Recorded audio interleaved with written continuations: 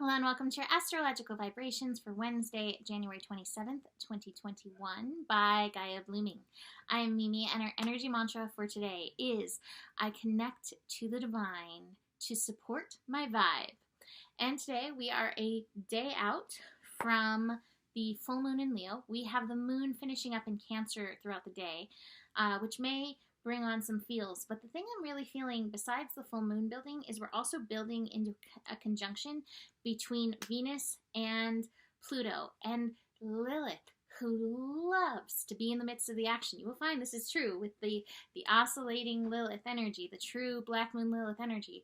Somehow this energy, it really is a she, it really is a yin energy, manages to connect into significant events. And that's why I'm kind of like focusing in on this Venus-Pluto energy, because Lilith has managed to make her way all the way back into Eris and is working with Eris, goddess of discord, to symbols. Oh, my phone did it for me. Ding! To square this incoming Venus-Pluto energy. So we don't have Venus and Pluto exactly conjunct until Thursday morning, and yet we're working together, and especially, like I said, this Lilith-Eris energy feeding in, squaring in. So let me start with the Eris energy. I never blame energies outside of myself for discord. So this is where Eris comes in to be like, hello human, you have not found your complete harmony blend. This is the discord. This is the energy that you need to face. And so that's how I need to look at Eris. It's up to you how you look at it. But if you're feeling discord, especially in regards to your yin, especially in regards to your Lilith, how you are called to show up, how you are called to honor and follow your soul energy, then this is where we look, right? And this, to me, is the ultimate energy of empowerment, which is part of the Pluto process. Now, Pluto, again, may show us our shadow. It may show us some discord energy in regards to our yin energy, the Venus. So it may be our worth. It may be around our gifts, beauty, relationships. There's so many levels that this can show up. And yet there is this call to empowerment. And Lilith and Eris feeding in, squaring in is like, hey, I know it's really easy to be like, it's his fault, or it's their fault, or my parents, or this or that, or the universe, and it's like, and you have the power, and how can you come back into it and find that balance, that peace, that harmony within yourself? So again, oh my gosh, my phone is going off right now. I usually turn it off. So I think it's like cheering, like, yeah, Eris, yeah, Lilith, like, bring on this yin. Now it's also, like I said, very much in tandem with the moon finishing up in Cancer and moving into Leo. In fact, we're going to have a void Cancer moon through much of the day. In fact, the only really strong connections the moon is making is to both Venus and Pluto, and then squaring the Lilith and the Eris energy. So the moon is like, hey, just in case you weren't willing to go there, I'm going to make sure that you feel it. It's definitely like pushing us into the bog, And so your willingness to feel your way through, your willingness to cry or be angry or frustrated is part of the process in this. And again, part of that yin process that we're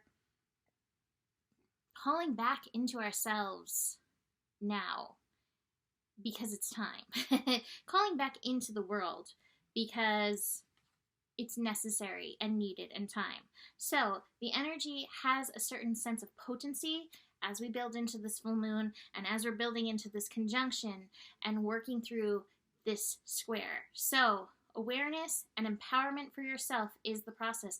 But again, Pluto, sometimes we have to walk through a little bit of a dark valley. Now, I do think there's light at the end of that dark valley. There's light at the end of the tunnel.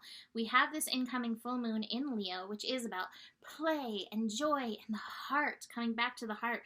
And it is aligned with Jupiter. And Jupiter's like, I promise there's really good things for you at the end of that dark valley. So keep in mind, we will rise back up from this, but if you are feeling challenged, that could be part of it. Moon will be shifting into Leo 6:55 p.m. Pacific time. So, like I said, void course through a lot of the day, rest, take it easy, nurture. I have the Hermit card, so you really want to spend time with yourself and your feelings and your heart. The Courage card, just holding yourself in the light. I think that's part of calling back the yin, the willingness to sit in the dark and call back the courage of the yin, call back the heart of the yin, call back the feeling of the yin, call back, I don't know, the source of yin back to yourself and honoring it in and through yourself, you know? So the world is requiring us to show up like this. I also have the Silence card, which isn't so much the silence energy. It really is. It's the Aquarius energy. It's the star card. It's bright future. So like I said, there is light at the end of the tunnel. This full moon incoming, right? But now's the time to let whatever needs to go, whatever is coming up, come up. I wanted to vocalize something. I've been meaning to say this. I was thinking about, because we have this incoming Mercury retrograde in the sign of Aquarius, doing a 21-day, like, hey, let's charge our vibes group. So it would not be free. I haven't decided on a price point. I haven't even decided if I'm doing it, but I wanted to see if anybody was interested if I did that. Providing maybe extra videos, extra support through this retrograde, helping to work the mental energies. So if you would be interested in that, please message me or email me so I should know if this is something I should do or not. I don't know. It keeps coming to me and I'm like, I don't know. I've been waffling, but it keeps coming back. So I'm listening. Okay? So message me about that, or you can book a reading. Email me, mimiclark@gmail.com.